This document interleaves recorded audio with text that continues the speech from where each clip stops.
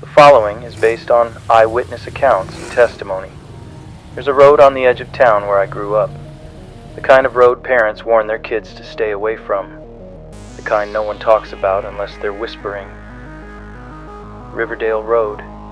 11 miles of cracked and twisting pavement lined with gnarled trees, with a history no one wants to believe, and no one can explain.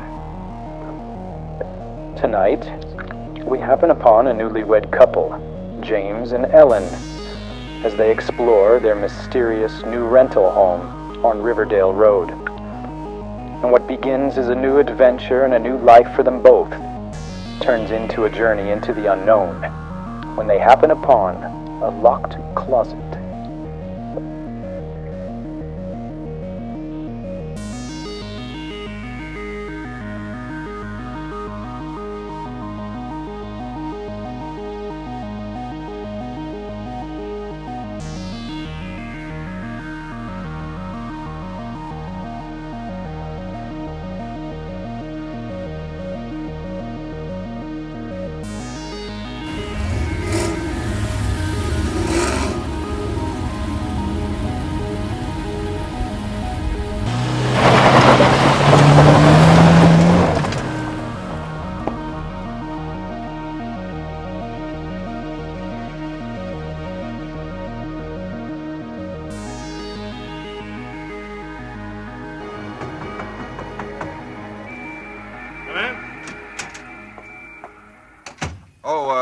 We're sorry to bother you, but we just happened to see that for rent sign outside. Oh, and, yeah, I hung it outside just this minute. Is the house available? Why, sure it is. Let me introduce myself. My name is James A. Woods, and this is my wife, Ellen. How to do? Wow. Looks like it's fixing to rain. Yes, so it does, doesn't it?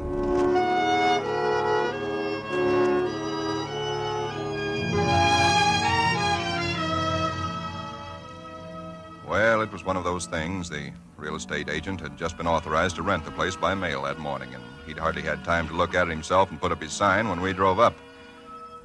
It was just an ordinary little California house about halfway up Cypress Canyon, number 2256.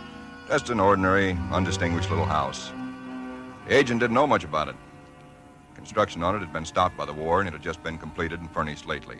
Been vacant while somebody's estate was being settled, and now it was owned by a bank in Sacramento. Of course, we didn't Got care this about key all in the that. mail along with the authorization to rent. Only one there is. Of course, you can have duplicates made. Yeah, seems to stick a little. Oh, no, there it is. Doesn't sound as though that door had ever been opened. Well, a little oil on the hinges will fix that, all right. Oh, sure. Now, here's your living room. Furniture's a little dusty, of course. You got to expect that. It's good furniture, though, you see. Benson Brothers. Yes, Now, over here's a little den. Paneled, you see. Radio, fireplace. Really a very attractive little room, particularly for a man. Yeah. Now, the bedroom's off the living room here. Everything's all on one floor, you understand? It's quite nice, I think. Yes. You can see you get the morning sun here. There's a view of the canyon through these front windows. You got cross ventilation. That's about all there was to it. It wasn't the best place in the world. It was small and badly built, but what would you have done? We took it with as little inspection as that. It was the Saturday before Christmas. And the very same evening, we were struggling up the steps from the road with suitcases and boxes and armloads of clothes and all the endless bric-a-brac that people collect and never know they have until they move. Ellen began unpacking, and I began moving things around and taking the worst of the pictures off the wall, doing all the little things that everybody does when they move into a new place and try to give it something of their own Don't be personality. such a sour puss. You know, it's a roof over our heads for Christmas. That's more than we ever thought we'd get, isn't it? Now, what in the world are we going to do with those two pictures? Why don't we just leave them where they are? Jim, we can't. They're too awful. Well, all right, put them in the closet then. I can't. Both the closets are jammed full. No, I mean the other one in the little alcove off the den. At least there's a door there. I suppose it's a closet. I don't know. If that isn't a commentary on the housing problem, huh? A woman moving into a house without even knowing where all the closets are. Take the pictures down, will you, honey? Bring them in here. Okay. All right. Guess you'll have to help me with this door. I can't get it open. Let me see it. Look. Of course you can't, silly. It's locked. Where are those keys we found on the desk? Here they are. No, not this one. Sure this one won't work. Well, feels like an awful solid door for a closet. Oh, and that's one solid door in the house. Well, this one won't do it either. Well, we'll just have to get a locksmith up here on Monday. I'll put the pictures behind the desk, okay? Yeah, all right. Jim, if you could just help me move this armchair, huh? Oh, Ellen, will you let it go until tomorrow? You know what time it is? Oh, but, honey, I'd like to get the place looking just a Yeah, little but it's bit. almost midnight. In fact, it's exactly... What was that? Tomcat, I guess, out in the brush somewhere. Sounded near. Oh, hope that doesn't go on all night. Well, there's much we can do about it. Come on, Ellen, I'm dead tired. All right, Jim, all right. Where'd you put the toothpaste, honey? It's right in the medicine cabinet. Oh, yeah. Jim, we ought to get some firewood tomorrow. You know, a fire in that living room would make all the difference in the world. Can't. Sunday. Well, Monday then. Jim, I think red curtains are what we need, don't you? Mm-hmm. You know, just at least for the living room. Anyway, the ones in there now have just got to come down. Yeah, I suppose they do. What do you think of red? Well, I guess it's all... Jim. Some tomcat. Jim, it sounded in the house. Oh, now, how could it be in the house, Ellen? We've been over every inch of the house. Except the closet. Now, how could a cat or anything else be in a closet that's been locked up for over a year? I don't know. It's probably under the house. A wildcat or mountain lion or something. I hear they have them in California. Jim, I don't like Well, it. neither do I like it, but there's nothing we can do about it tonight. Well, maybe we ought to call somebody, the police or some don't neighbors. be silly, Ellen. You act like a kid. Come on, let's go to bed, huh?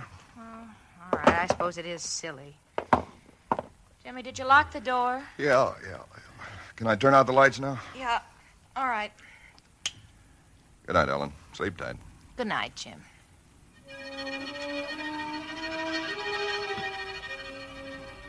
I don't know what time it was, perhaps an hour, perhaps only a half hour later. My mind was in that hazy borderland between sleep and a dream that's still part of consciousness. Ellen, are you all right? Yes. Did you have a nightmare or something? No. I heard it, too. Well, that didn't sound like any cat. Put on the light. Yeah. It seemed to be out there, Jim, in the house somewhere. I'm going to look into this. Jim, you be careful. Come on. Where's my shotgun? In the den, I think. Jim, What? there's something wet What? Wet? running from under the closet door. Sticky. Hey, Ellen, don't touch it. I had to. Jim, it's blood.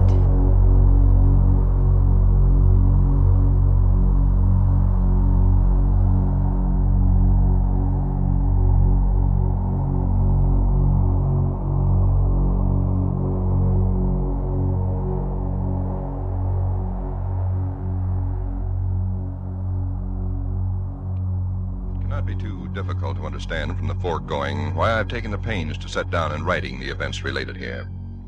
To find in one's newly rented house a closet which cannot be opened is in itself certainly no great cause for alarm.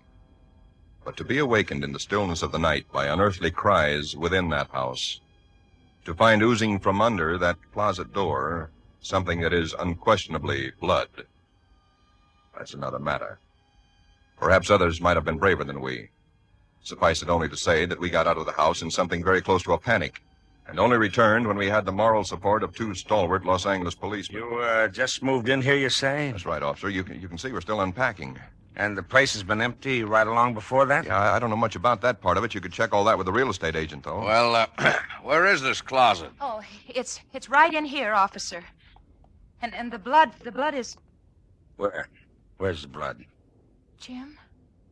Officer, I swear to you, there was blood on the floor less than an hour ago. I saw it. Uh-huh. It was running out from under that door. We heard that noise, and we got up, and then we saw it. The door was locked. Locked, huh? Oh, no, It seems to be all right now. Hey, you folks aren't trying to be funny, are you? Isn't there anything in it? No, ma'am, there is not. Look, officer, we're reputable people. You can call my firm. They'll tell you all about me. There's nothing wrong with this closet. Walls are solid. No trapdoors. If you think I'm lying... I didn't say that, mister. Oh, you probably did hear some sort of a noise, and you got a little panicky, and, What about the blood? It got on my hand. It isn't there now, is it? Yes. Where? I feel it.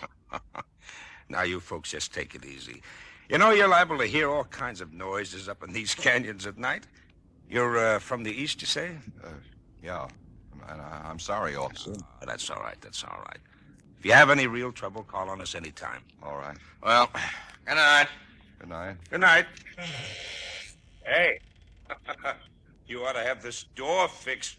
That's enough to scare you. Yeah, we're going to have it fixed.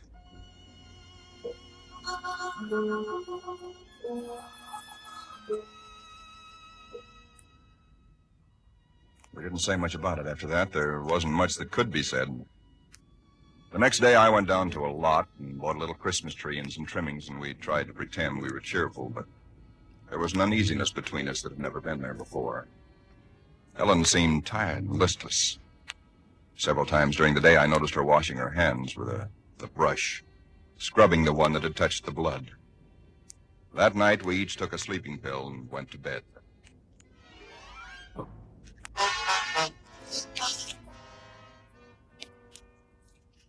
Sometime after midnight, when I was suddenly wide awake and staring into the darkness.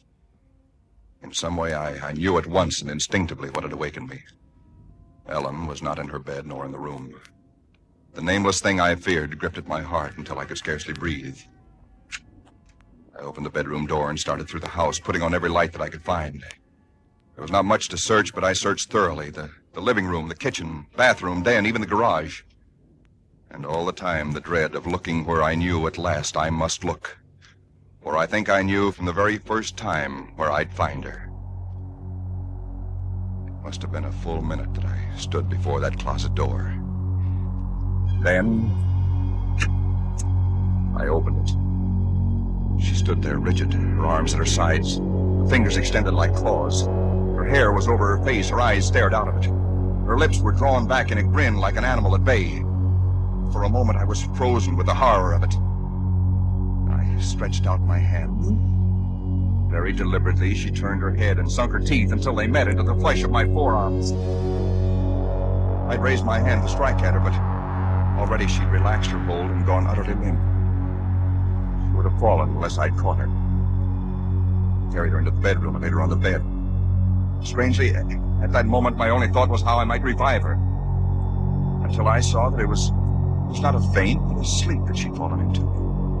A sleep as deep and heavy as though she'd been drugged. So I left her. But for me, that night, there was no sleep.